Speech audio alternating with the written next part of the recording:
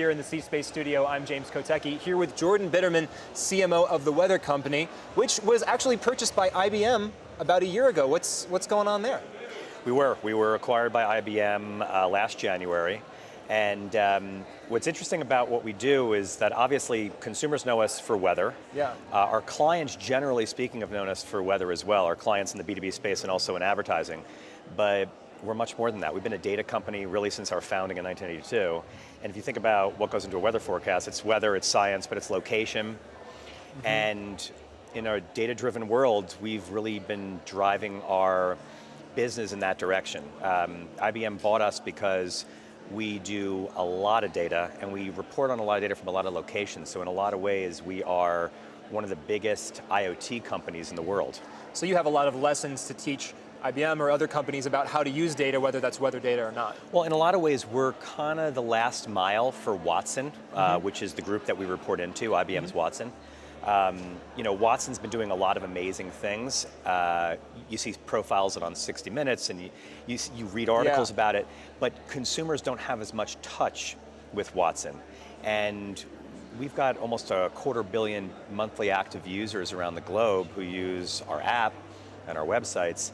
That's a really great opportunity to put the functionality of Watson in front of a large number of people. So let's play this out. What does that mean that you're the last mile for Watson, and what does that actually look like? Like they're asking Watson what the weather's going to be tomorrow, or probably something more? Yeah, so actually we're building platforms now that are disparate. So consumer platform, a B2B platform, and an advertiser platform. The consumer platform would be exactly that. So when you go to your weather app right now, it's got the location in there and it tells you what you need to know about the weather that's happening in that location. But what if you were about to fly off for Las Vegas and CES? You would want to know what the weather is there too, and it's an extra step for you to have to go in, put in that zip code or that location. Whereas with cognitive capabilities, if we teach it things, and obviously if the consumer gives it permission, we could be able to scrape your airline reservations, your calendar, and so we can start giving you information based on where we think you're going, and that becomes a much more helpful, personalized consumer offering. Sure. I mean, and how much does it actually help in the prediction of the weather itself? I mean, I understand there's probably a smaller and smaller amount of ground to cover as far as how much better you can actually get in predicting the weather. Or putting it another way, my understanding is that it gets, as you try and predict more and more accurately, it gets harder and harder and more computing power actually goes into that. So I assume Watson is a part of that. That's right, and that's exactly right. So weather forecasting has gotten much better over the last 20 years than it was in the previous 20. It's about to get even more accurate, and it's based on a concept called probabilistic forecasting. And that's really what cognitive technology like Watson brings to the table, because we don't have to just look at past information. We can look at a number of different variables that would affect, a hurricane that goes up the east coast of the United States.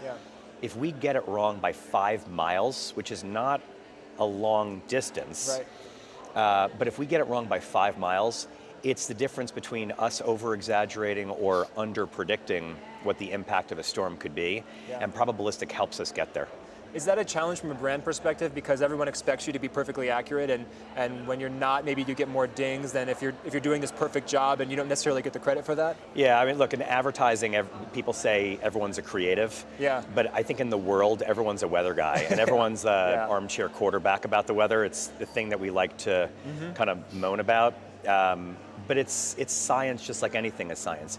We have challenges with doctors who are diagnosing the wrong condition because it might be the equivalent of 5 miles off, or in that case, 5 millimeters off. And it's the same thing in weather. It's a science, and we have to continuously get better at it. So tell me about the future of how people are actually interacting with this weather data. I mean, you mentioned typing in a zip code or seeing different weather patterns for places you might go, but we're entering a world where people are moving beyond screens even to interact with their weather data. So paint a picture for me in the near future about how I'm going to think about weather data in my day-to-day life. Well, a couple of examples. Number one, natural language. So just like a lot of the consumer-focused natural language systems that we have now, Siri, Alexa, There will soon, at some point, be a way to interact with our technology, our consumer technology, through natural language, where we won't have to type in zip codes or whatever. We'll be able to just speak what we want to the consumer app, for instance. Another one is IoT.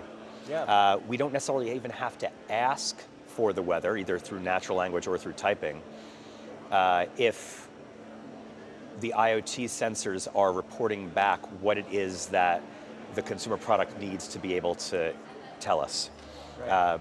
Where you are, where you're going, where you've been, what various sensors are around those places. That can start to inform the consumer experience as opposed to it always being about me asking it something.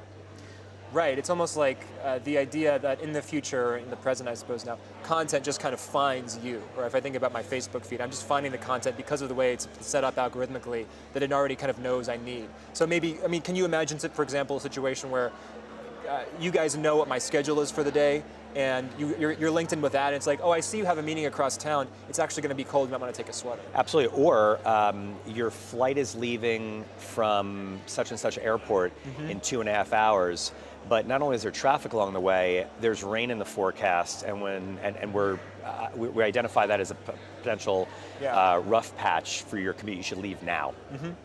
So speaking beyond the weather, because you started off this by saying that you're kind of thinking about yourselves as more than just a weather company, talk about what other kinds of data and what other kinds of things that you're bringing to bear. If you also want to mention, we spoke a little bit before this about AI and what you actually think of as AI, and that's an exciting development too. So, as you might imagine, when you go in having meetings, and we're at CES right now. CES is a technology conference, but it's very much become an advertising conference, as we all know. Sure. When you go in and speak with big advertisers talking about the weather, there's only so much that conversation can take you. There's a certain number of customers, clients of ours, who their business is completely driven by the weather, and their advertising reflects that. There's certain others where it's an element, they realize it's an element, but those dollars aren't going there. For us to grow as an organization, both on the consumer side, but also on the advertiser side, we need to be more broad in our data offering. On the advertising side, what that looks like is when you take weather information and you combine it with social listening information, transactional information, all of that becomes far more effective in driving a client's business, driving advertising results. When you layer on top of that the idea of Watson and cognitive language, that's a whole nother thing entirely. Because now what cognitive does is it adds a learning mechanism, a loop into all of that.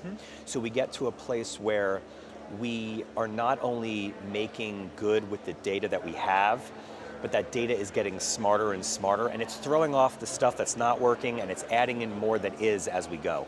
Yeah, so you can imagine a situation for, excuse me, you can imagine a situation for marketers where they're learning that on certain days when the weather is at a certain place or a certain temperature and a certain kind of precipitation, people come into this store at such and such a rate, and because the weather is predicted to be something in the next 3 days, you should stock up on certain merchandise because there's going to be a flood of people coming to your store for that. Absolutely, and it's important to note that, and we've been starting to share this a bit with clients over the last few weeks, we're going to be changing our name as a company.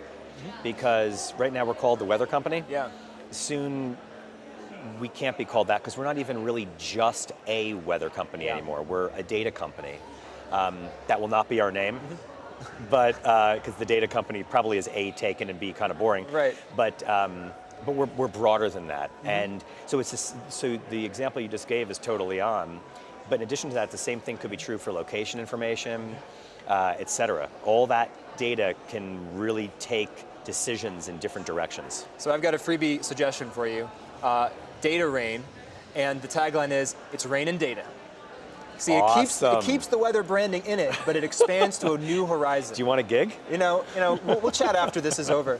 One of the cool things I love about CES is that you're really glimpsing the future, and it's kind of glimpsing different sci-fi premises and promises kind of coming to life. what kind of sci-fi elements that we've seen in movies? I'm thinking about, for example, Doc Brown in Back to the Future 2. You know, he predicts the weather to the exact second of when it's going to rain to help out Marty McFly. Or a lot of other things. Is like, I remember there was this really bad movie with Sean Connery where he was like trying to sell people the weather and he was controlling it as kind of an evil villain overlord. You know, what are the sci-fi things that we should be expecting in the future? I know that you're not just a weather company anymore, but while you still have that name. Well, and whether it's weather or beyond, it's this idea of probabilistic. It's this idea that because there's so many sensors in the world and because we have so many things wired to the cloud, we're now in a situation where all of that technology can sense and react. We're going to be getting a lot of what we want: information, ideas, recommendations given to us without us even asking for it. Yeah. And I think that is very sci-fi. I mean, it's kind of Matrix-y and Total Recall-ish. Those things are happening already. We see that now. I just heard, read, I should say, on Facebook earlier this morning, someone saying that they've gotten so used to their Alexa that they're out in the world now wishing that Alexa was there. They feel like they're starting to talk to themselves. And that's a similar kind of thing that we feel when the DVR came out and we would be listening to the radio and want to fast forward something, but we couldn't because that doesn't have that functionality. Or when Google first came about, we wanted to search something, but before smartphones were there, we didn't have it on us all the time, we couldn't do it. Yeah. It's kind of the same thing. And so we're going to be sensing a lot, our technology around us is going to be sensing a lot and giving that to us without us even asking for it in the future. And it's all powered by data of the weather, now called the Weather Company, soon to be called something else. And Watson, IBM yeah, Watson. Exactly. So final thoughts in the rapid lightning 15-second question round. Final thoughts are things that you're excited about for 2017. I think one of the things I'm most excited about for this coming year is the idea of open, the idea that we've gotten to a point where data is going to be more open, where experiences are going to be more open. So much of how we consume things right now, whether it's video, whether it's on social networks, whether as an advertiser it's the data campaigns that we have in market, it's all closed and walled gardens. Yeah. But we have to live in a world where things are open and flexible and transparent, whether you're a consumer or whether you're a business. And I think that's where we're going this year. Great. So Jordan Bitterman is the CMO of the Weather Company. Thanks for joining me in the C-Space studio today. Absolutely, thanks for having me. All right. Keep it locked right here for more great C-Space content. I'm James Kotecki.